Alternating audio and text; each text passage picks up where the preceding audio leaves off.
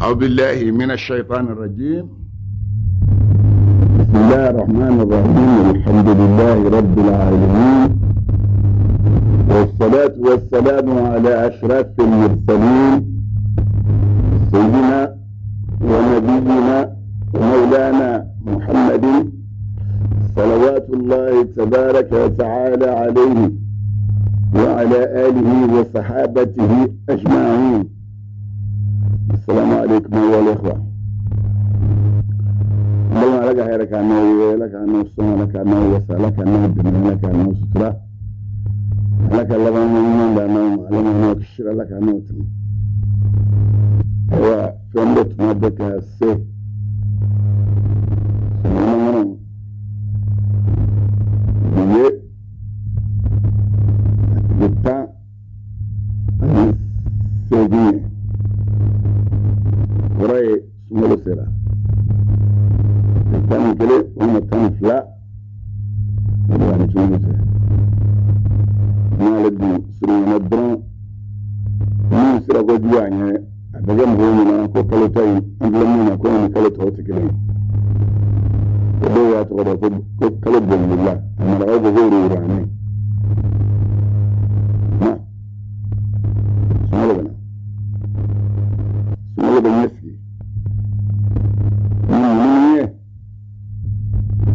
إيمانية ودب السمول المغيس لأنه كما مثل أنا مسؤول إيمانية من يدفلون بدون فول منك الإسلام المسلم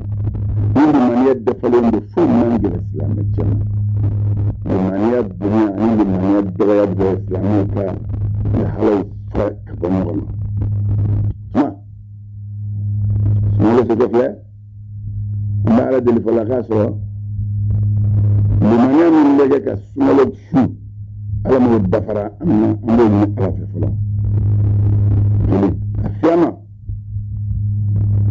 السمول بشو كما يمي على كرب أمام السبنا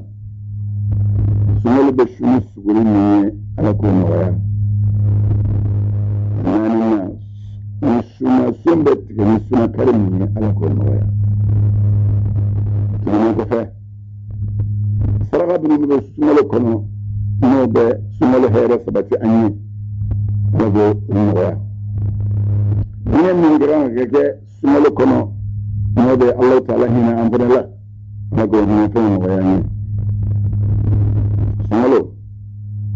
كل يفكلدو فين من بين نول بدنيا فالبارك كلي على كل مغيان يا ربي وينينا سرليك أن يشاء سلامك نقولن بلد جلين على كل مغيان وابن الدين مسكيرة كمان يبدو لكنا يعني يجوتك كما يسكره يدسك أكور منكنا ويوم ينين كما يسكره يدسك وفرديننا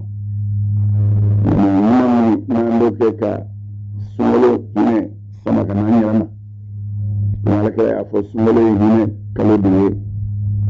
سمولو يافق كلو سمولو على كجيا كلو على بجام من فمي على منوارة سمولو بس ما يتشبني أما مي لهلا ولا هلا أنا جينا على فيه ولا على بي على كعبنا ويا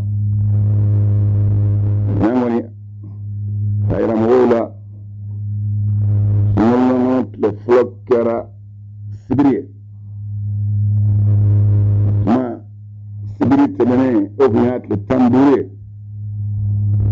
المازون هنا تراتع بي وهات للتان يعني السجين اسمع نوغو هات للتولا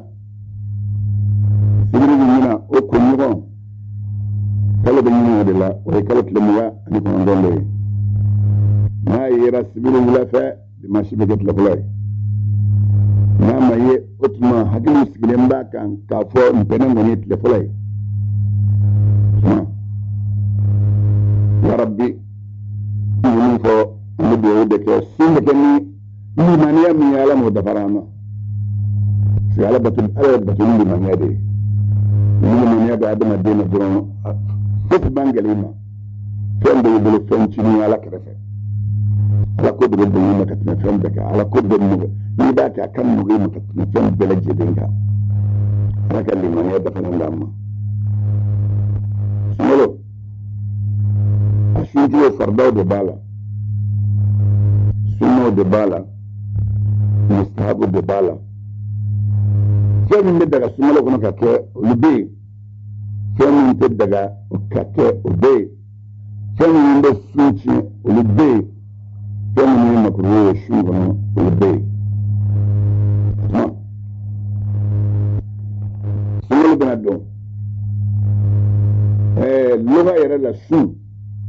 يا ما رب كان الصوم رب كان يرلا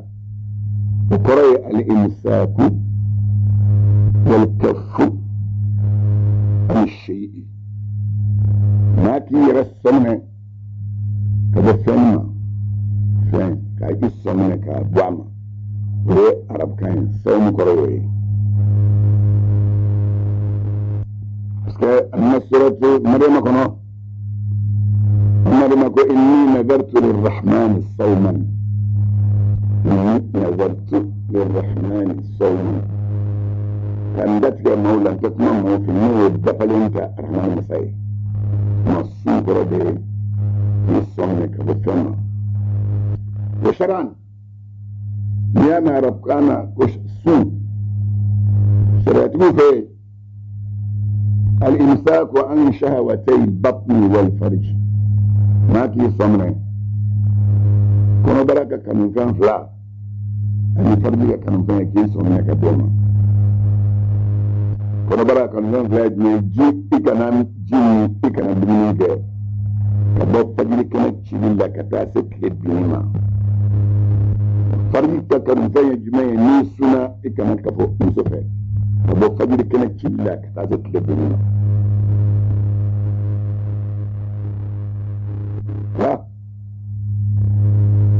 يقول قدامنا مخالفة للهوى في طاعة المولى يقول هي رسمنا أبو الجمعة هي رسمنا أبو الدمومة هي رسمنا أبو نسمة يقول قدامنا وبي كدين مدوي هي مدو نسوسو إما بطو سرافة أنا دوي قاشون يقول رسمنا أبو نسمة يقول باقي على الإسونا هي رسمنا أبو ما كلا كلام بتشوفون يسقون لك كده بنجا في جميع أجزاء النهار ليه جزء بكونه ماتا أنا كاتا من فجر كنا تشيلا جرام بروسنا تلبو ويجزء ده تلبو لينغو سنجدا تلكورتا ويجزء ده تلكورتا لينغو سنجدا سنجدا ويجزء ده وهم يجزء كنا سيسل بنا واتنا ويجزء ده كبولا كنا لانسلم ويجزء ده kabon la sala ta le bini man yeji zo ni parale nyo nga ikana dumi ga ko ni kana jinna ko no kala ka fi sifa ko no ya famia biniyatin adake min ne ya fane qabla al-fajr wala ni yabsir san ka fajr kanaki ni yabsir bi san fajr kanaki walma sunawa yidda idana fajr kanaki maro bi idana ni yasri goro رمنا مثلا فجر كانت منين كو كانت من يسري كو فجر كانت شلية ويعد مفماي كان من يسري قبل فجر كلمة ويعد مفماي كان من يسري فجر كانت شلين كو ويعد مفماي فلا ده كان إذا ما نفعل كلا ما يجا بيجا سكريدو مني من يسري لسنيشو bon su ma la jora na je ba ke lesini shu ne su ma la folo shu be le mun yasri na ija su ma la shu folo yi ka su bi won go ngani yasri ala min bala min jole flani ni ko man bala ala ne ngani yasri ba be shu ni ngani yakilin sire ngani yakilin de kalata de tanya masa ni banana ni sura kono ni banana ni shu dabla ni kerera ni bina sunta kurai ben ngani yakura weresri ni ngani ina bana sai bal shuma yana ne yadda mun shugalla o da kalo kilin bele jelinya ne kamar yasri sani ka faje kana ci au ma walma kamar yasri ka da faje kana ma ebe na bo kalama bo kalama tuma min go a ko faje kana bai ninga ci idin naka wali o rabbe ko yana yasri ko يدين يجيني هو يجيني هو مين من يسر دون أوسرا يسكر دون مسكر دون مين من يكون يسر دون أوسرا يا فاميا هو فلاي سبنا يجمعين فجر كنا تشيليكو إيش نورا إذا ولد ما يسفجر سلا ما هو بطر ولا مسلا كنا جيرا كأين من يسر يتما وين من يدين نسوتين من يوم يسكتين مفنيا سبيس أنا كوني الدوشو إذا صامنا كذا الدنيا سمولا خالما قصو ما تمنا إبات لك لين سرا سمولا من يابس لي تكون فجر كنا تشيلي بني أول ما من يعني فجر كنا كسبناهم به فجر كنا تشيلي من ياسر لك به ما فجر كنا تشيلين كفني إلا يهد كفجر من ياسري هو سكر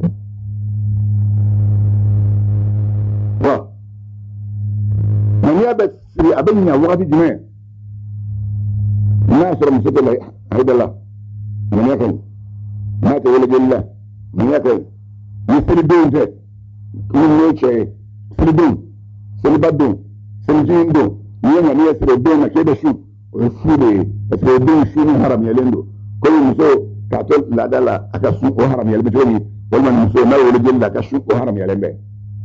من يرى فانك من كان سدو بي والبافو تزون كايرا مغولا كو الشمن ومشو كو الشمنته مما كو مغوبنا لكال لا دون كردوتا ولبي جاب كتول لا دالا وبشون ونفه كو سنجر سرابنا الجليوما سنجر سرابي ولكن سنال بانينغو مغدوت لالينغو كل بنا شون سرا كل الجليوما كل بشونته أفضل شونده وشونته وخاب لكا كو وقت بيسكبه دوبا علمنكو مغلنتو نوينا نوي لا دجلي أن يلجلي كوبشو نوي نيشو ما يفودشو أبو ربي كبدا أبدا كده سلبات دون تسون سنجين دون تسون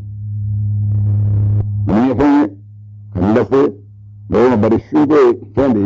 فين يجعلين كسبة سمولا شنو فرد كركر لندو سمولا شنو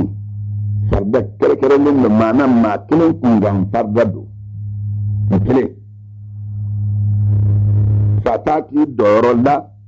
باتاكي إيه بنتاكي فايه ما يعني كو فرد عيني ودي كوريوي سلامت سيكا سلامك سمولا شو إيه السيكا ochogola isiga ma kasilikaye kasilika ma ki la fiya silika be ga silika misala wal mega ga shunga misala na ni mo so la gabi ga shunga ni shunga de ni man na be kuma shunga go misala iga wara mine ka ci da fiya ya fama atikilama ega biga shunga nga ke onita kele aleta wajibiya kan de akake ma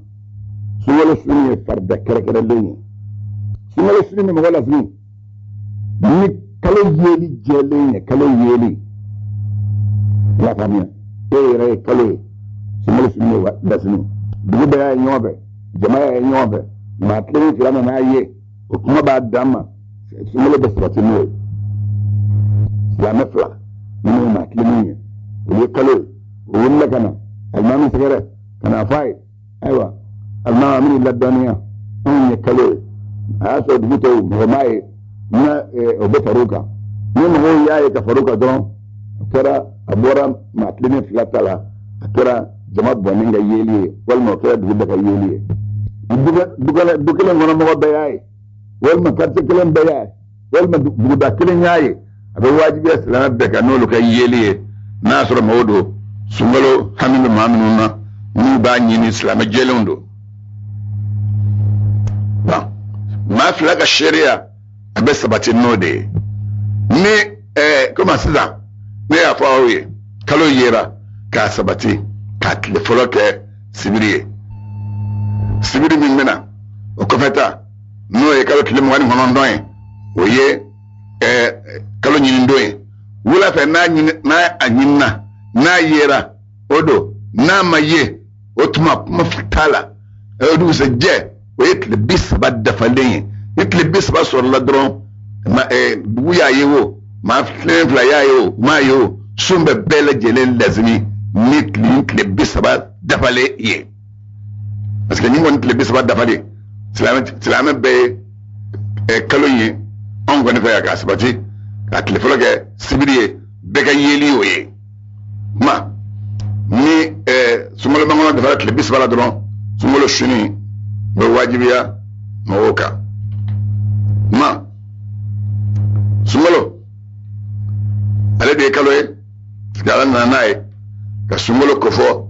anya qur'ana kono suratul baqara kono ko shahru ramadan alladhi unzila fihi alquran hudan linnasi wa bayyinatin min alhuda wal furqan faman shahida minkum ash-shahra falyasmu ako sumalo alle kalo ala qur'ana beji kalo min kono ka bo بيت اللو المعبود لا كان ناي كان بلا بيت العزة كنو يورلا يورا من دا لك الدنيا كنو تورا دي على كلام دوني سامغا اني سبا كنو ابورا باللو المعبود لا كان بلا بيت العزة كنو كبن دومي منو كرا سمولو مي علي منو ديكا ربراني علي دكيرا كان موجه دلو جيلون با كنو منو بكنا سرايرا مولا ani min bengaloni nya faraka bonyowana ka halani haramu faraka bonyowana alay kan dodla ko de ko soni mami kaloye awla utila ma kashu ni faman hadara waqtahu minkum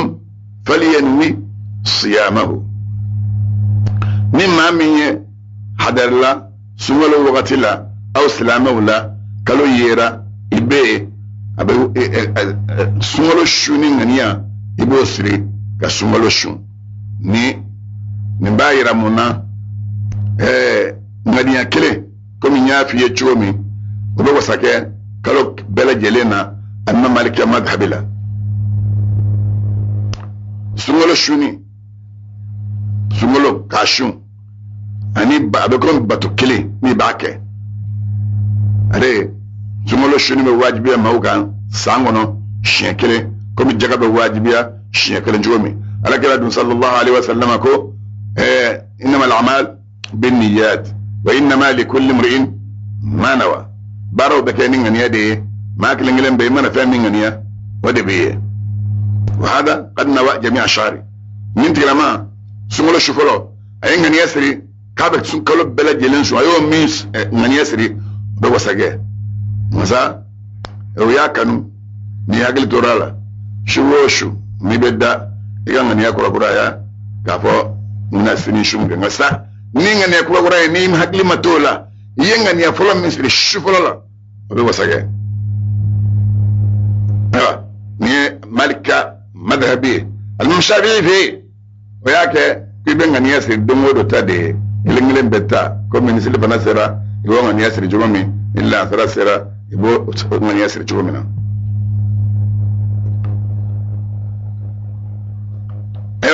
sungalo sabatili anana hadisa la alakira sallallahu alaihi wasallam abdullah ibn umar bi hadisai ma ta qala kira don la sungalo ko mo hoye sungalo ko fole akuma la tasumu hatta tarawu al-hilala wa la tuftiru hatta tarawu fa in umma alaykum faqdiru lahu aw kana sum fa ka kalo dinya aw nyela aw kana mi fa ka kalo dinya aw nyela ni mun dangera aw bolo ay jetita kafo sumolo mangono kera ninde otuma sumolo klefla ni hadisa la kalchugo doy hadisa la kalchugo doy nana ago idha ra'aytumuhu fasumu wa idha ra'aytumuhu faftiru nay kaloy ay shum nay kaloy akami na la kalchugo dola hadisa yelma chugo ka nyefo awye muslimin na noye na fara ko faqdiru lahu 30 aga lebisba ako jete min ko na anye na hadith lakal chugo wala bukhari na noye ako fa akmilu al-idda 30 nis kena sangulo mundana kaba se zigira ama se ka kaloye kira yikando ko anga sungolo mangono ka jeteta lebisba ko dafa no dafara otuma odu suje kake sumaloye ninna nata bon إمنا يه نارك لكو لا تصوموا حتى تروا الهلال ولا تفطروا حتى تروا أغنى الشو فاكا كالو دين أكادامي فاكا كالو دين يانو كراندري جينا بارتك نوي كراندري بارتك نوي سكي وي أدما دينغا بارد لندي كادو تامشيمننا كادو على تاكرافة وكل ما كنت تخمين بسيالي تخمين من الدرون بارد تسكا كناي ندوكو سو شغل تناي أقول لا بمنجمين أقول كالو موت السمولو شو ni dolo dona ka kuma folenye we dolo dona dolo be tama manasila kono chomi o doma obe wol de be calendrier odla kaira ni be benima adawla be bensema adawla teseka bensema parce que wala yuhituna bi shay'in min ilmihi ala ga donia mi malayro adama dem segala melekele na bela jele ya ga donia ko maw segala melekele ke noye ma sharatu ye dolo dona uta noye calendrier yo gain kaboye sumalo te sabati noye bon nina hadisa dalluga ya irana kabo sumalo sume wajibiya ni kalo yedi de ya famia wato benengo silinjinin dun ka sunda bla ka duminingo dun ofana wajibiya ni kalo yedi de ولا يشترط رؤية جميع أهل البلد الهلال كفوق دغوب بكا جيغا كلو ينيمو في كو دباتو السنة واجبية وتدى دغوب بكا يليته فإذا رآه بعضهم وثبت فقد لزم جميعهم نيم غدو يي كلوي دوغونو مثال لسا بو كيم كا تشافو كاسي امبا كيم كونو كين كوربوك امغانتو لوما كيم نمبا كوفي سانغار بو نيغون walma kalaban ñoom ne olu kinkele nye kaloye nu ya doni kana se almami ma olu ka yeli be sabati ka sungalo shun wajibiya bon ko bela jelinka nasro mami ngal limaniya na dafalendo ni bedda maula ala bato dum seke fa adama dum fanga da ñona di no kera ala bato be ñambulo ni dostigara dola dron tuma ala bato be nagashi shariatu nana ni معيار الشرعية قلنا ني بالانسيه كو بلا كالو يليكا ني جماعة المستفيدة ياي جماعة بوانيندو مانا برودادو ولبي مغودو بي أكرا ما دو يوا أكرا ما تان يوا أكرا ما بيسبا يوا ولبي جراكا ينيوم بي نولي ياي كاكير دوني غنا لسا المامي ما أبانا سنبه واجبيا ما توكا نوي سكي فالمخاطب بذلك انه هو مجموع الامه لا كل فرد ناكو ناي كلوي ايامي ناي اكاشو وكما من فولوين على كده يو مين فو كم من دوم بلا جنين ما كلينغلين كوتي كفني كلينغلين يا ني كدا كلمه وتدا ما سمالو شوني بواجبيا بالغوكا من فما بسي كاشو nas kilimbe na ta masrafe sumulu wajibi yaka allangolo yelimbe haida tala golo jeli tala asoro sumulu mamad dafara le bisbala gol ma matlene fly kaloye ni kalo masaka ye le bisba ko fe kena jelembe matlene flamina na fo ku yaye mo ba ku ba kuma ndaloyin otobanengo ni jama bonen yaye sumulu wajibiya walma ni matlene yaye maye mami mis shugulalitoye nikalokoye ba masa ma kelenga kiri utakiri tiga noye ba ske fa haditha do nana Abdullah ibn Umar ala kira yo kelenga dalu ne kalo yelila kaka sharia sabati kalo yelila ya famia kuma comme sumulo setedo amena mvo ni kalo nyinna ni mami nyaaye sibiri don wula no atlet mwani kono don ni eya ye kelende yaye ni ma asoro ka farika ibo wuli ibala sa tala sal mamma almami ni kalo ni yaye abisega be enyo ko re fene baye o fene matle no fene bina almami ni kalo no kera be aw mo watle no ka ma fara nyonga ala se mo ko mo ka shun min gele ya kan min islamo fe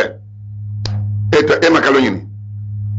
ihaminen dana nyinni nunu haminen be na nyinni nu yaye nu na fo ko kalo yera na fiye amba nyina ofe akadda ko kumala aka barakan nay aka shunay wa auka amin nay basde maminu no du kaloy oli rabbana ka shun ko dugu to ko kumay ekele e bana ka shun jursara be wajibi kan ka kafara be wajibi kan o to menen go fe ni ma tlinen fly kaloy wono ala sa almami ya fo ngowe ko sumoro jora ni ma bana ka shun jursara be wajibi kan kafara be wajibi kan asma non de don bawo ko mawe yeminum fo sungalo ko kola nyemi fo we sabu barkat darbir wadna na ko ko sungalo shunu be wajibiya balguka sebra ni bisega shun ko re ni sega shun ni banade bila ni bal shun wal man min rabbana be dawla sega to fuka jidemi wal ma ko bana be dawla wakati be fuka dumunye shariatu be boda do luma ulubimi sungolo tlefe misa dumodo be kilo tlanche nyo kilo tlanche bo akede suma ko di fantan doma odi be mure kili ma nyo kilo tlanche otuma sungolo dafale o tabe ben kilo tan ani duruma sungolo dafale tabe kilo tan duru odi be wajibiya atikila mauka ko bo ko di alaka jomma min do wajibiya yoy abo man da wa khairan fa huwa khairun ni mammi ye herege barajiye ako daga dila ba anye kilo tan duro de be kalo bema ne ere yake dungo de kilo kilen ko bokko di fantan doma ka nasumo daka iyo min ko de daga dila on to wajibi ka de shariatu to wajibi ka we yere tadi ni go minge ala ko kiyo minge ko daga dila ala kuti ko de here lembiye tuma sumolo be yake kilo bisabay kilo dumodo kilo kilen ko bo ko di fandan doma ika banami bila mistake shu o do ro ko mi de sharia re mi kilo tlanje be do de ma sharia yodi ngan tani ga siga awye sumolo be maminu be na fora ki ga dumuni mbo ko imangene dumuni mbo ka di fantawma ko yel lahine nay dumuni mbo wajibi ka kilo tlanje sumolo be tabe be kilo ta ni duruma otuma ere alabi bolo doro minasa ma imana dumuni ma nyodi mama wala yemalo de mama fiba annaso daka wanaso ma shariatu ma fan viola obi yere ka volonté bulo alabi bulo chomina ka dine bi bulo chomi ni yere min daka nay jabbu do do ma kime da kilo kilingilinga nay jabba kilingilin daka ma alaba don ni be chomina katama abodo parce ala inna allah shakirun alim man tadawwa khairan fa inna allah shakirun alim mimma min here ko iyo ke baraji ni ka nyeshi ali allah ta'ala ma ako ali allah ta'ala de nyuman do nay abe maka nyuman do ye ka sare yewa ibe minga ga ke aba kalama shakirun abiga nyuman do ye alimun aba kalama ba don ma shera du fe mamnum be nasro koro stega shum minum be bana lazminen bula faragu kana shum minum be ni jimin bana bula nu stega lerib la jigo minum be bana do be dumen fakati be fika dumeninge no dumen bana be mamnuna min gelen be la jele shariatu ye boda dima we boda mendima ode ni sumoro sera dongodo kilo tlanche ibo de ta ko di fantan doma ibo klanje kilo klanje mindi yere se minye kadaka shariatu ma fen vola de o yere se ini ala chela isema na kemie bo kadaka komi ala ko kalli ko fora fe yoromi أقول نقول لا يواخذكم الله بالله في أيمانكم ولكن يواخذكم بما عقدتم الأيمان فكفارته إطعام 10 مساكين من أوسط ما تطعمون أهليكم أو كسوتهم أو تحرير رقبة فمن لم يجد فصيام 3 أيام ذلك كفارة أيمانكم إذا حلفتم فاحفظوا أيمانكم سيكلي ميكا comparaison de dima ka ko do nyogon dafe ka don ala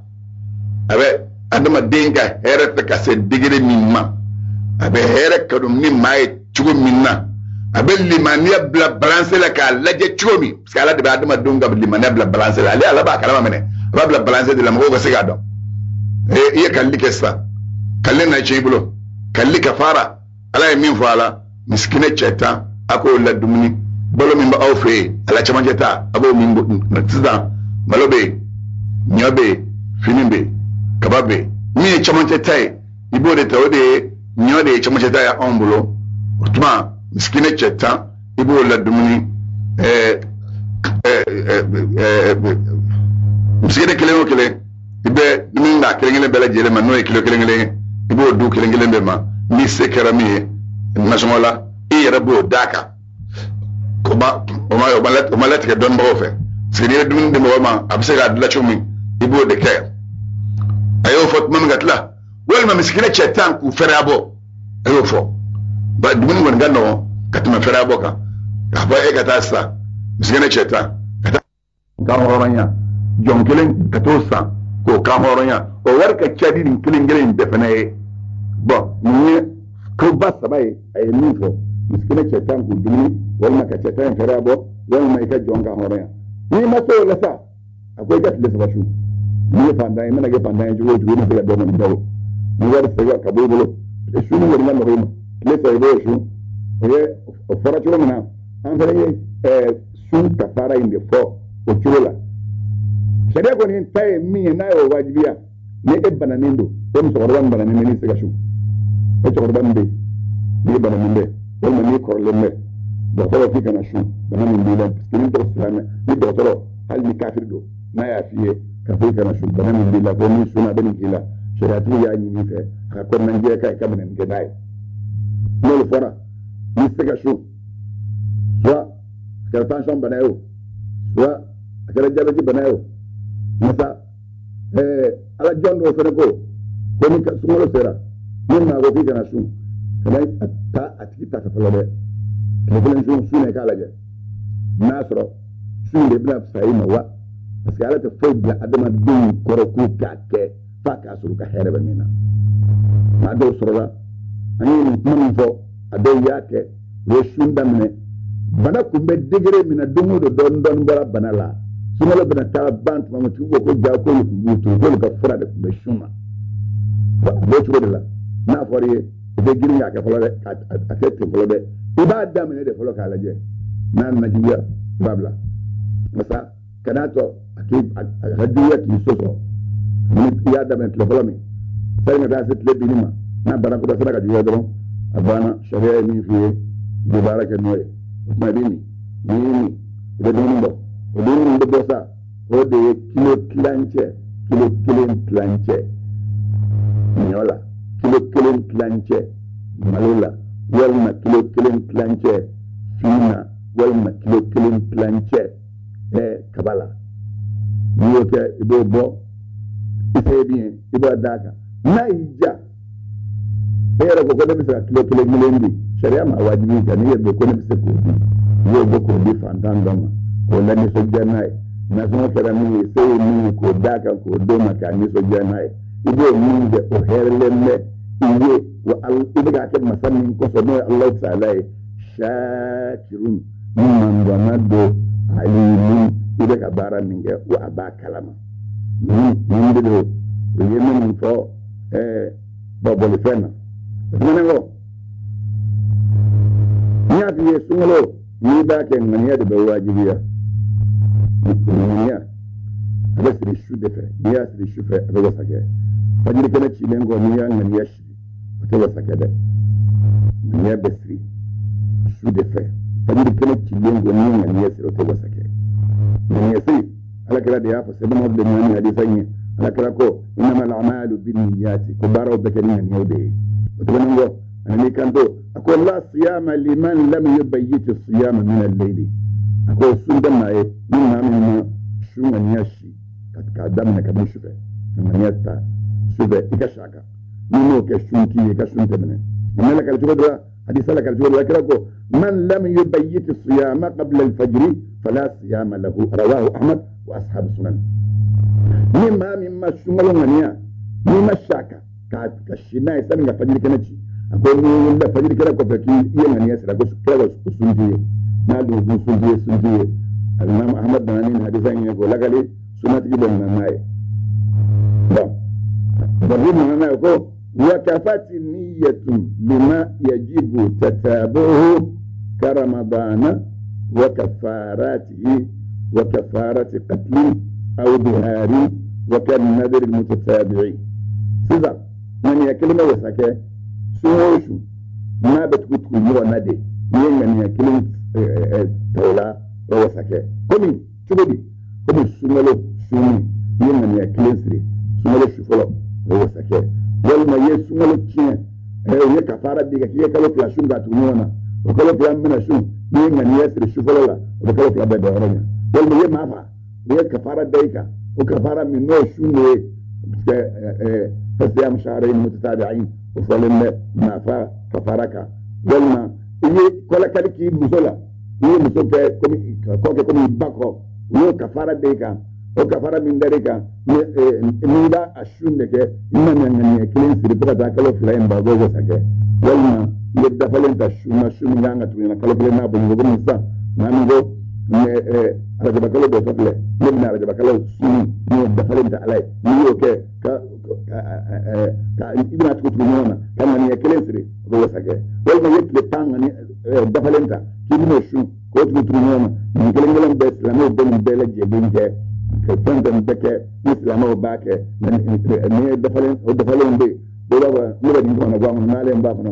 مثل تانشون دولا مكالكوليشن مكاتلي أبدا من نكربا واجبيها كوكاك وفنتم بك من يكلم به وسكن بلد جلينا من يكلم وسكن إذا لم ينقطع بك سفر قصر أو حيض أو نفاس أو رفع نية الطابع ناصر من يمسك يقولوا لتامنا بلون وتامي من سفر القصر بالا kama ngbe kilo bina ni sejimbo yen kama ngani yasiri ye sumbabla kono ni segen ni na ni tabana ni yatkara idan ngani yatakuraye walma aidan nuna boyongo machine walma wala jinna matke kono sumalo do yen ngani yatashuba kibe sumalo do shwede yamuso dada nanila ni dada don shun haram yalendo yedunge ni gana takuraye ni la rabbana idan man yakura sir shukura sutta min dora walma ma yade sumalo tutulini wana ngania iya ta dalla gogo na yake ngania kiran da no ba mina bishuwa shumo man yasri no ke rabron ma ni yasri bi kurai wajibika alama ambena sawalama ba shu bane ni ma ya danne kamar fajir kana ci bata shu de mani kleb dina dron shu bana ni kleb dina gini jadi beliau jadi beliau ini lebih kepada sumbana itu sumber ya sedih itu cuma isunya beli tuan enggak nah kali itu apa almamia macam tu kan itu ni ay ini apa almamia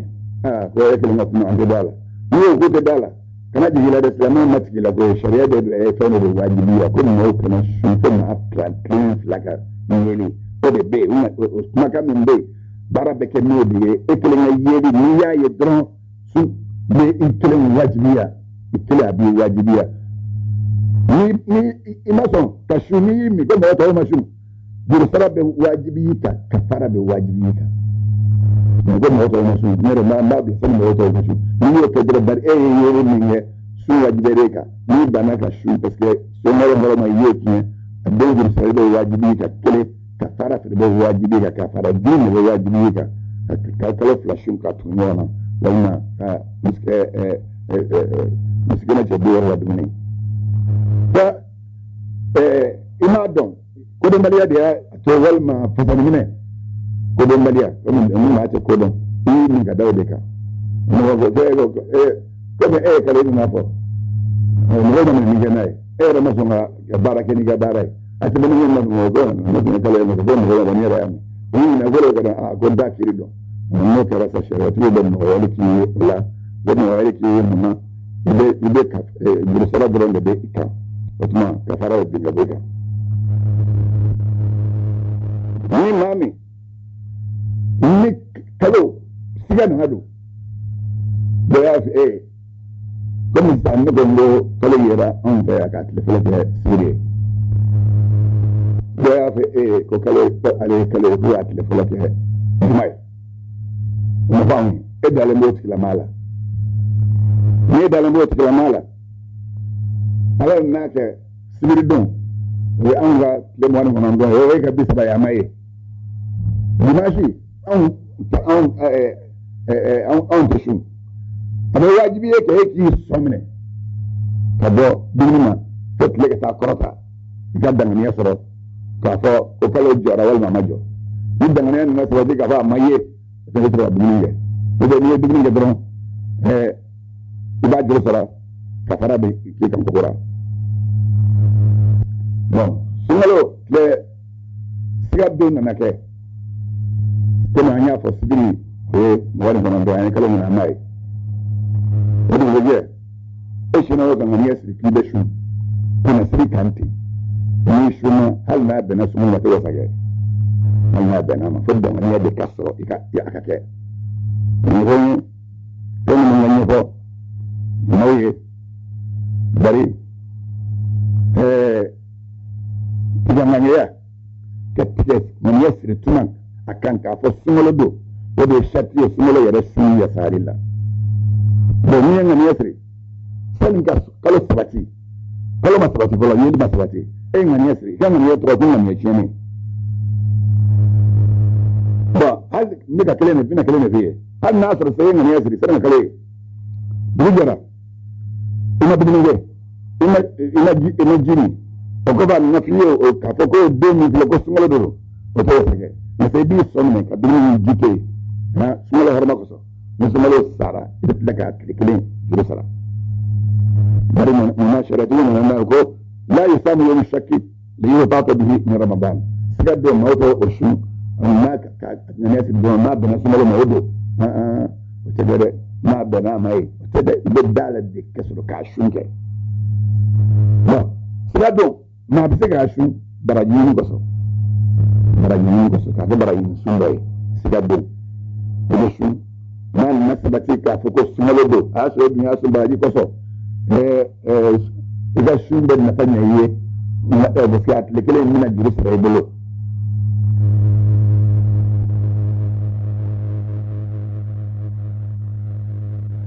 siba amo kala beye yini le na yera wula fe le dilatma otuma sinye sumale mo makale wula fe foddu jele le gwanfa ito kale sanfe no yera wata biyere wa sinida de na to do sinida de bina sin kale na to ye hal nasru yayi ka kom zawalinya hal yayi ka ko zawalinya wa sinida de shariat mufi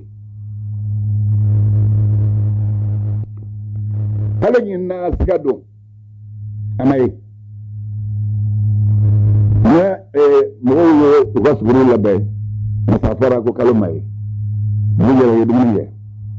dum gelenga fe didi tuma annai fok ko fo bo hono ya ko bangoni mo do ye kale no fori ye don let to so mi ni wajibi ke bi afori yoro mi ko to dum ni ngi ko dum ni ngi ko to bane bi so mi ayo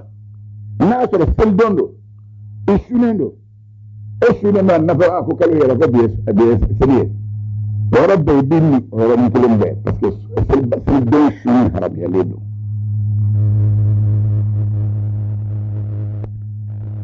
سيقول لك أطمع من فيني سمالو كالينا يهيل الناس باتيرو كيفك وكن دا كلاما مثل ينافي وكالي يهيرا أبا واجبي كيكي سمينك أبو دون ما فعلي من مكان دوما كليتو أبايدي رسمينك أباما سمالو باني باك لكي لسرا وكيدو سنجين دون قالوا يل ننسبتي أسر إسمينو أكو ماي أنا فقالوا يرى كيني أبو واجبي كان ko donde saliye wajibi ka badala kala hadisa mun ko koso ru'yati aishu musamara yeliye waqtu ru'yati akami musamara jingaro yeliye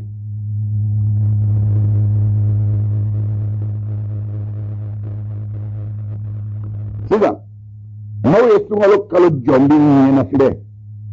ta makono ko kala majo yani na maye odu so je aw be dum na nafiye ko kala ko yera kunu no fora dron yera somne o don tala ka bodum ma wa wajibi ka ajibu salali wa wajibi ka todo so ni gene galo na yela tlefe ni wa wajibi ka ni fami ka lasse lama mabarambe sumalo mi manani ko gelando ni ya gelan ko sube parce que kafara bodo sumalo sunkola kafara bo wajibiya ni ma mi sumalo haramachi so kafara ide juru sara ide tlembu kafara bo sumalo juru sara ide wajibiya ni tukini hal min nakini basra walma ini ko don bari da basra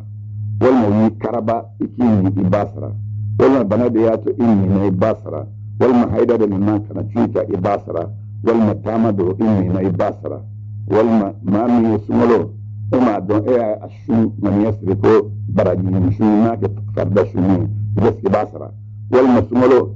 shu asira ja kalo ndafalen talembe bolo kibo shuma Allah ta'ala ko da kuma ala ya ko sunanya na sumalo shunka odin ga yasri ka daka ibo sumalo juru sara walma sumalo humila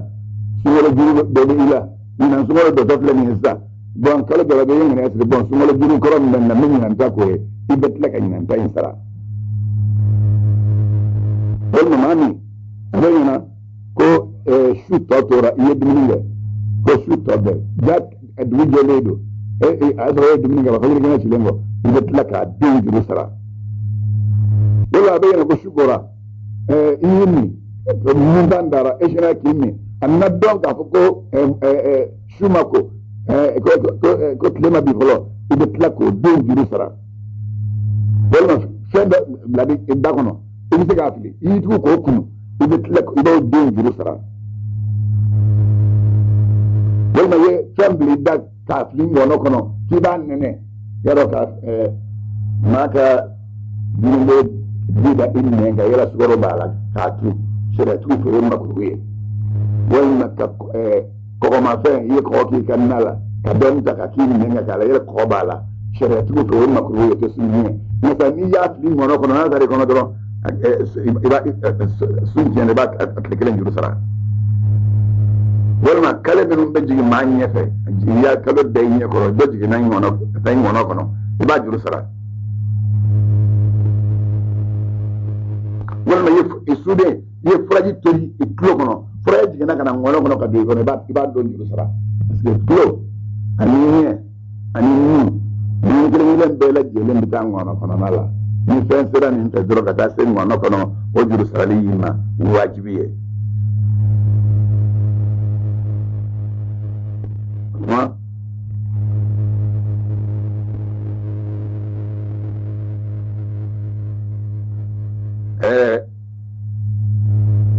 ni fanye munum kadan ka nyefo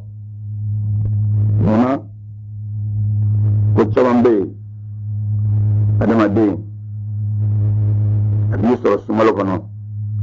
kasoro imada ba kamanda adobe sila yesu kuridu kida dum nana amase ko kono dum ina fono imada ba kama ka fono ke fono na bai dai fono na dum mase kono ida shunga ida continue shunga jur saratola parce saratu fe man darahu qayun ni fono e mami yagalabu masiga kumbe ni fono na saratu fe ni saratika kafaratika. Alors, comme Soumalo fait, c'est de ça. Tafsir, tu veux bien tafsir le damne. fo ka fe yoro chamana don mraddu fa membia bela jelem bake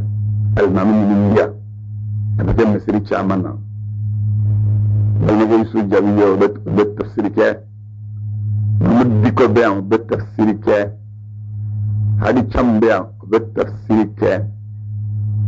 Ablaye Kamara bien bet tafsir ke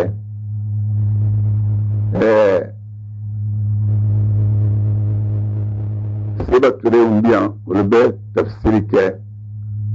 Soso Haidara bien bet tafsir ke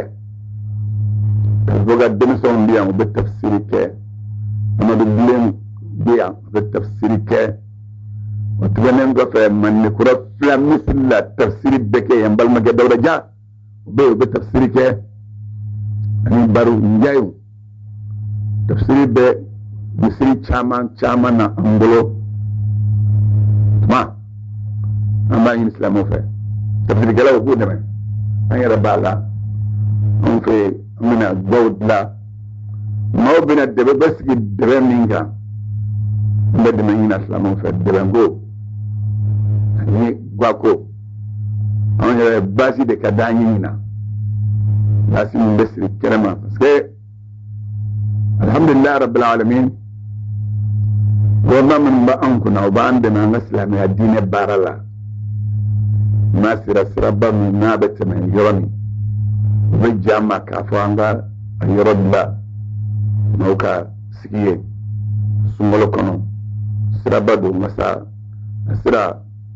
be ya marudi sumolo kono akatke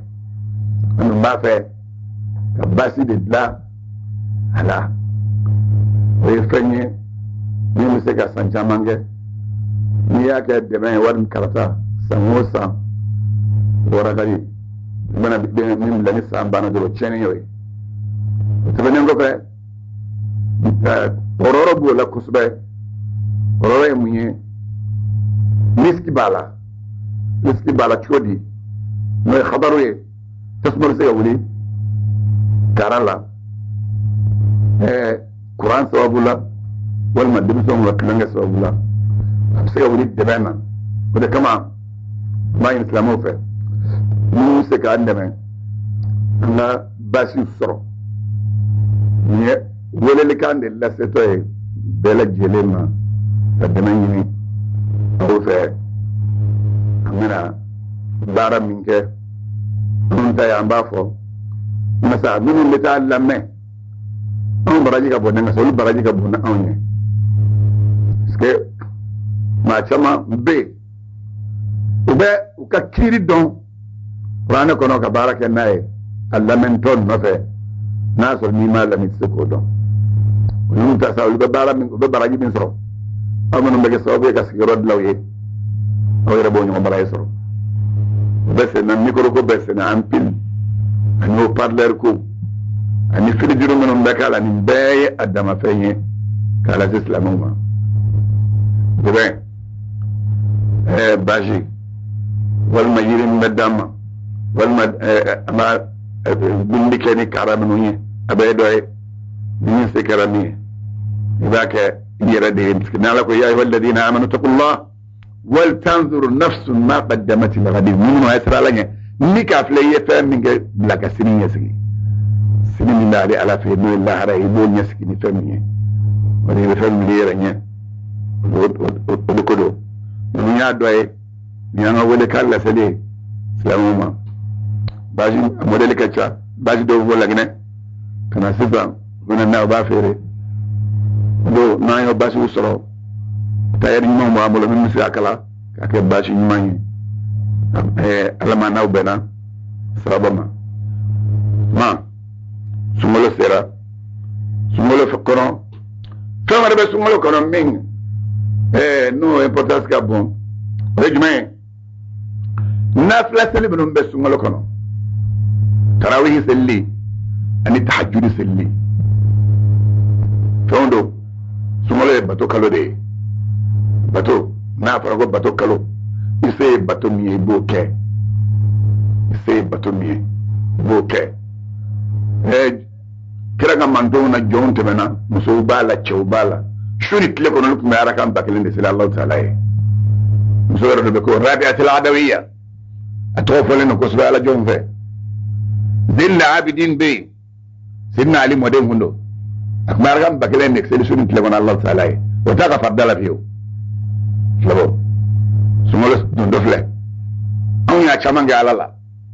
a chaman jama makanga mine ko mina an yo chamange o bina ya fakalo mi ngono labo ise beko kono sa yala ye chama min galala ana ya faye nala ya kai ya fa sanji dengelen tori mamiye na aka ya fa sanji dengelen na o tori ga dirbuji tori shi to be kono bile rabe ya fi mato sanji dengelen nala o tori maminka akai ya fala abana bon sanji dengelen hine na o tori ka ite toro yinyela ntum fiu sanji dengelen yafa na yo di majnun toro ambala dele sanji dengele alamo dira o tunanka ya rabbi ananga dembayaka ambal Allah ta'ala dele sanji dengele hinela alamo tunandu sukunga anga sega hine alaga damgo na anga se ka anyere chodo musamme kelen ngon foko geleya sumolo se tofle aslamo aya yere kolo shi danganina sango karamo mun be mala so ludima mo farale nyonga ay danganinge mata do danganin bita chomi ni danganinge dron danganin ate bo e ka kuru kono de e ake kuru mi munabe ni mai jo misiri ko mo ko danganinge misirila e danganinta min bo ko talembe ka pareka dokala la aw be farala nyonga ay fosa ko dangani ngaji aw be ka nyonga fe makka nga ko de don kanye don dangani ye femme akana dangani nge ambo de gele islamu ba akana dangani nge wajuri kala danye ki wajulu foni debe Allah ta'ala ma wedaye kasa ki bulo fla ko daga dangani nge minga ala la jin bo hagedo ye minga ala ka jowna jin bo hagedo na ala ko kabe dangani mi de mi hake fulo ka fara to ka baji aw be de ka nyonga fe ambe kilen de gele islamu ay to do dangani nakara dangani nge dangani ka gelen chupata sa dan akana dangani ke fi makani bulo pla ko da silamo fanyo kafiru de danga silamo te fanyo ga silamo danga kafir gwanzan kafiru de danga ni ko bi na sa balaw bina bo silamo be do ke ka balaw kumbe na silamo te nyon danga kuma amba fa rabbana la tuzigh qulubana ba'da idh hadaytana wa hab lana min ladunka rahmatan innaka antal wahhab rabbana atmim lana nurana واغفر لنا انك على كل شيء قدير سبحان ربك رب العزه عما يصفون وسلام على المرسلين والحمد لله رب العالمين بل ما جسم الدين لا سوما عليك ثلاثة وريرانا